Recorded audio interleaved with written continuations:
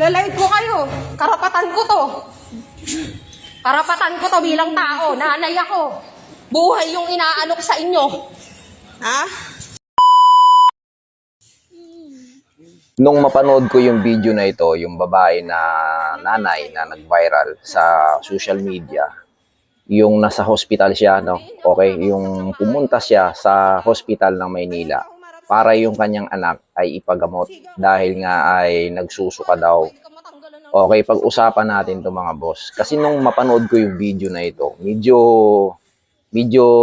naalala ko at nagsariwa sa isip ko yung nangyari sa akin dati dito sa ospital namin, na muntik na lang ako mamatay dahil na-dehydrate ako, na walang nag-aasikaso ni nurse o doktor dahil nga siguro may kasabihan tayo dito na kapag mahirap ka ay hindi ka nila i-entertain. So, hindi ko alam bakit nangyayari pa rin ito ngayon sa atin, sa ating mga hospital, no?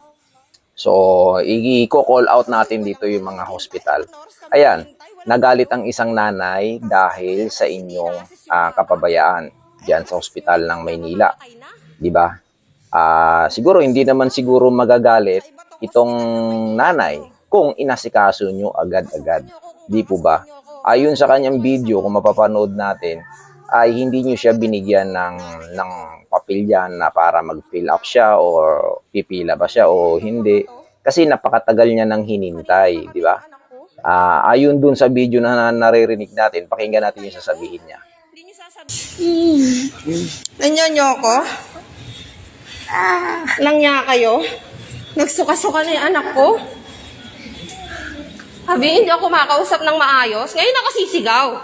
Ngayon ka humarap sa akin. Siga ka pang nurse ka? Kala mo pwede ka matanggalan ng lisensya sa ginagawa mo. Siga-siga ka pa.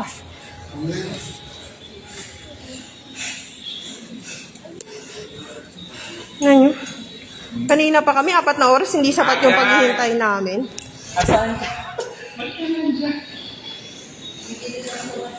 Masyado kayo. Ngayon, nandito kami, ospital ng Maynila. 4 hours kaming naghihintay. Yung anak ko kinukumbulsyon na. 2 beses na nagsuka yung anak ko. Wala pa rin umaten sa aming doktor dito. Sabi yung walang maghintay. 4 na oras kami naghintay. Walang kahit i-assess, hindi na-assess yung bata. Ay, assess nyo lang pagka mamamatay na. Kaiba tong ospital ng Maynila na to. Kasuhan nyo ako kung kakasuhan nyo ako. Sasagutin ko kayo sa korte. Karapatan ko to. Nanay ako. Tao ako. Itong mga to. Kanina pa kami ng anak ko. Naghintay ako.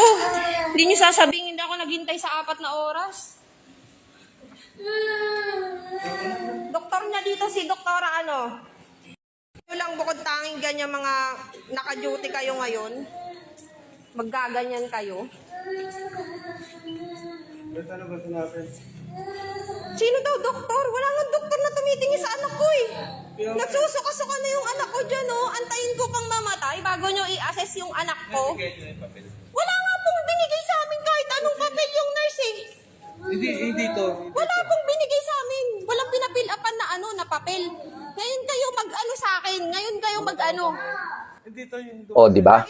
4 na oras na siyang naghihintay sa kanyang anak para mapagamot at man na mabigyan ng first aid, ay wala. Hindi siya inaasikaso. Hindi ko alam kung saan tong hospital o saan pagkakabanggit niya kasi dito ay hospital ng Maynila. Pero may policy kasi ang mga hospital na bawal mag-video eh. So, hindi naman natakot yung nanay. Karapatan niya bilang isang tao, no? So, sa mga empleyado ng hospital, huwag niyong ipagbabawal na mag-video yung isang pasyente.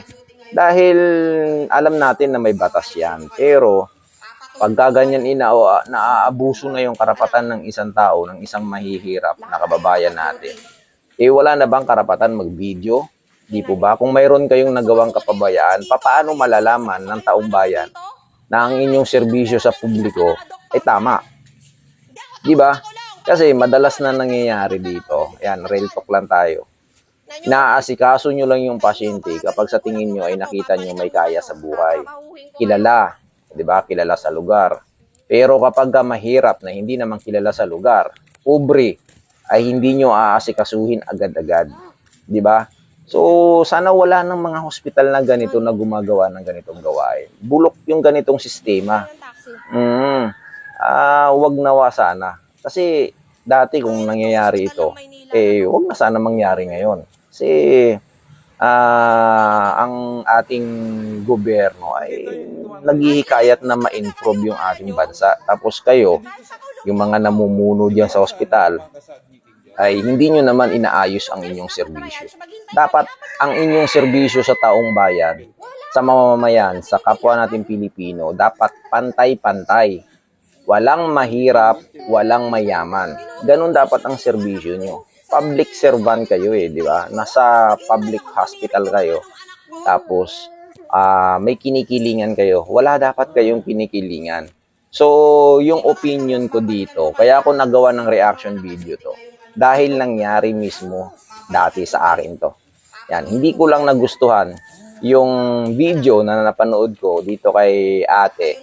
Yan, i-courtesy natin dito si ate yung may-ari ng video. Dahil totoo naman talaga, nakarapatan niya bilang isang nanay na magreklamo. Diba?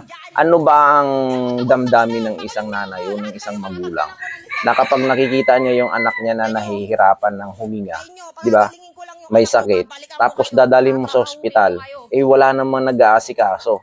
So, ano magiging damdamin ng isang magulang o ng isang nanay? Siyempre, manggagalaiti at magagalit yun, mga boss. So, sana, wag na itong mangyari. Kung mayroong mang kapabayaan ang ospital ng Maynila dito, dapat siguro baguhin nyo na yung sistema nyo na yan. Kung busy kayo, dapat magdagdag siguro kayo ng mga nurse dyan o anuman para matugunan nyo yung pangangailangan ng inyong hospital, di ba? Ang dami kasi. Dami.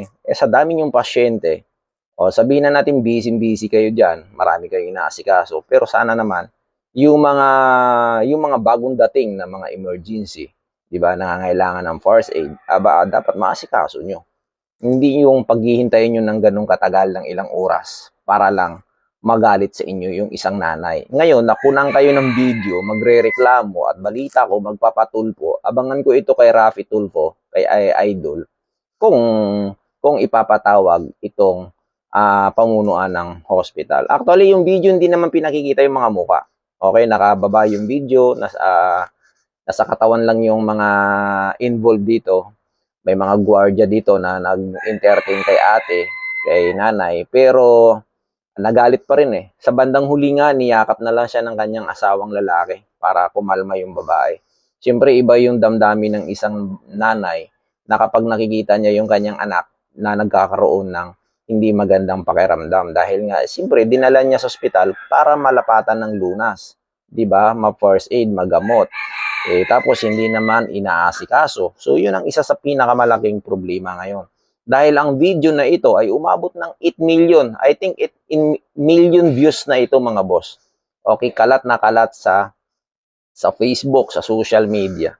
Huwag nawa sana mangyari ulit sa mga kababayan nating mga nurse na nagtatrabaho sa mga public hospital. Gampanan niyo po yung mabuti ang inyong mga trabaho. Wala po sana kayong tinititigan diyan, mayaman o mahirap. Dapat po talaga ay asikasuhin niyo po kaagad-agad. Kung hindi niyo po magawang asikasuhin kaagad-agad iyan, dahil emergency naman yan, ay dapat ang pinakamagandang gawin, yung pamunuan ng hospital ay magdagdag ng manpower o ng mga nurses para maasikaso yung mga pasyente sa sobrang dami. Okay, so wala akong samang loob sa mga hospital dahil yan ay public natin. Pero maglalabas tayo ng reaction video ng ating opinion dahil karapatan din natin na magpuna sa kanila. Kasi real talk tayo, marami akong mga napapanood na mga video. At marami din akong nakikitang mga ganitong pangyayari. At mismo nangyari sa akin nito before, na muntik akong mamatay dahil na-dehydrate ako, walang nag-aasikaso sa akin. Diba? Nakakagalit. So yan ang realidad. Mapaprobinsya, mapamanila, na hospital, hindi ko alam bakit ganito ang kanilang sistema. So sana mabago na ito mga boss. Yun lang, maraming salamat. Good morning everyone.